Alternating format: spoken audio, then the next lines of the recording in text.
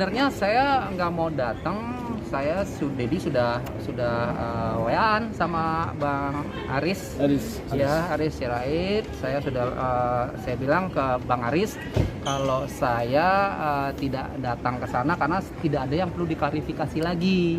Saya nggak akan datang atas undangan Pak Aris. Saya baik-baik kok sama Pak Aris, bagus jawabannya. Artinya Pak Aris mengundang saya bilang saya nggak datang karena nggak ada yang perlu diklarifikasi.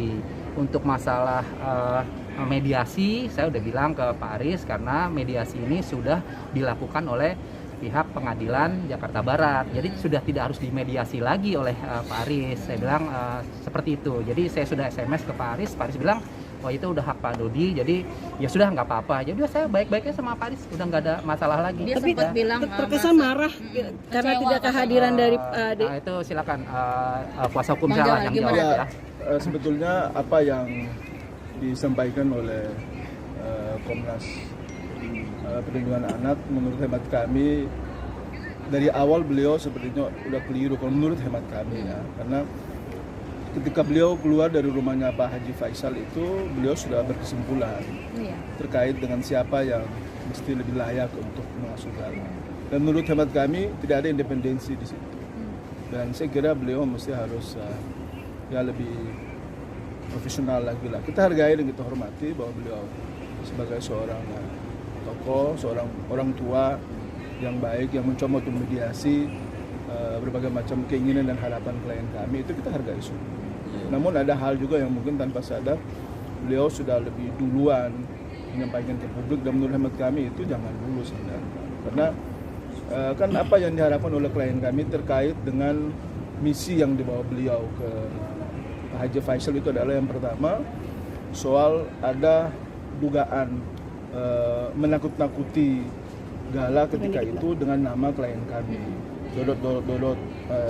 Dodi itu kan kemudian klien kami berharap ada klarifikasi, ada mungkin permohonan maaf agar ya dinasihati lah anaknya supaya jangan seperti itu. Ini kan anak masih kecil, kalau di awal-awal udah kecil itu udah di brainstorming dengan cara-cara begitu kan tidak bagus. Kemudian yang kedua adalah beliau menyampaikan terkait dengan dugaan eksploitasi anak itu karena memang ada donasi Gala yang kemudian dia terus bergulir dari waktu ke waktu, dan itu kan memang jelas di situ.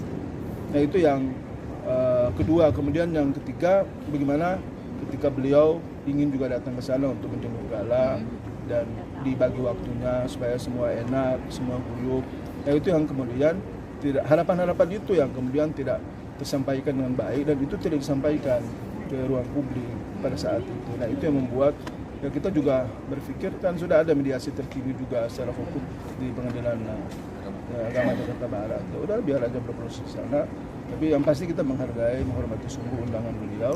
Cuma karena klien kami belum berkenan untuk hadir, ya saya kira itu juga. Pak Dedi, Pak Dedi, tapi Dedi sendiri pada saat Dedi sudah datang ke Komnas HAM minggu lalu dan akhirnya pihak Komnas HAM datang ke rumah Pak Haji Faisal, beliau menyampaikan nggak info ataupun izin dulu nggak ke Pak Dodi? Izin, dia bilang. Sempat bilang akan mengunjungi ke rumah Pak Faisal. Itu harapan saya, ya itu dia yang disampaikan oleh kuasa hukum saya itu ternyata kan tidak tersampaikan gitu. Nah ketika akhirnya itu sudah datang ke rumah Pak Faisal, mereka sempat nggak rangkaian pertemuan itu yang dibicarakan apa bilang ke Dedi? Hasil dari enggak. Saya hanya lihat dari media dan saya kasih tahu kuasa hukum saya Bang Jamal. Berarti Pak Aris sendiri tidak berbicara langsung ya hasil dari pertemuan itu tadi? Bicara langsung sih enggak, tapi langsung mengundang. Akan bicara langsung di kantor Bang Aris. Itu aja. Sempat kecewa nggak Dedi dengan mungkin mereka sudah mengunjungi di sana gitu, dan mereka menyimpulkan bahwa ternyata Gala itu ada di lingkungan yang tepat katanya. Iya. Nah itu yang tadi sudah kita sampaikan di awal, bahwa kita menyayangkan sekali beliau udah mencoba membangun opini publik bahwa seolah-olah di sanalah yang lebih pantas untuk mengasuh Gala, dan itu klien kami kecewa di situ. Dan ketika kita juga menonton di berita terkait dengan penjelasan dan klarifikasi beliau terkait ketidakhadiran klien kami juga terkesan beliau emosional ya, meletup-letup itu penjelasannya di ruang publik. Menurut teman saya, kalau ketua Komnas Perlindungan Anak seperti itu, ya gimana ya, anak-anak nanti pada kabur semua, takut kan, psikologinya juga terganggu. Mungkin lebih baik kalau saran kami ke depan sih jadi ketua itu perempuan kali ya, atau laki-laki tapi berhati perempuan, yang performnya juga bagus, yang adem kalem, jadi kita juga melihatnya juga enak ya, yang mudah-mudahan lah ya.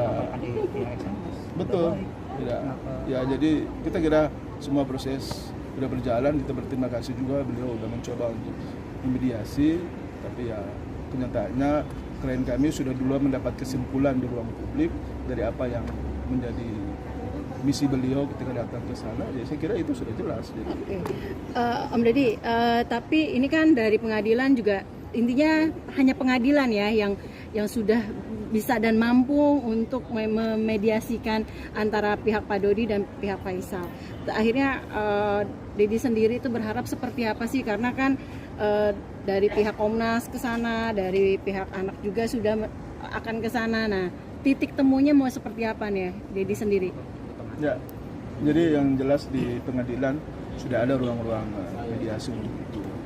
Dan karena ruang mediasi itu sendiri kita belum menemukan jalan titik temu yang pas sehingga dia berlanjut ke materi persidangan. Itu sudah berjalan oleh rekan-rekan kami yang lain. Kecewa nggak sih Deddy dengan hari ini? Mungkin tadi yang dibilang sama pengacara seorang Komnas HAM marah-marah gitu. Justru seperti itu gitu. Harus ya apa yang disampaikan abang ya itulah kebenarannya ya seperti itu. Ya, nanti masyarakat kan bisa menilai sendiri. Sebetulnya banyak pihak lah yang selama ini juga bermain di wilayah-wilayah perlindungan anak ya. Memang kita juga sedang berpikir untuk mau mencoba mencari lagi alternatif lain selain di pengadilan tadi. Mungkin misalnya ada Kak Seto misalnya yang kita pengen ajak diskusi dengan beliau bagaimana sih dalam menghadapi masalah kita ini agar kemudian ada titik temu, ada solusi yang baik antara pihak Pak Dodi maupun juga pihak Pak Faisal, sehingga pada akhirnya persoalan ini udahlah kita jangan terlalu panjang kali lebar, dan kita udahi aja semuanya. Karena memang tanpa harus emosi, tanpa harus menunjukkan keberpihakan yang ke kiri atau ke kanan, yang mesti dijaga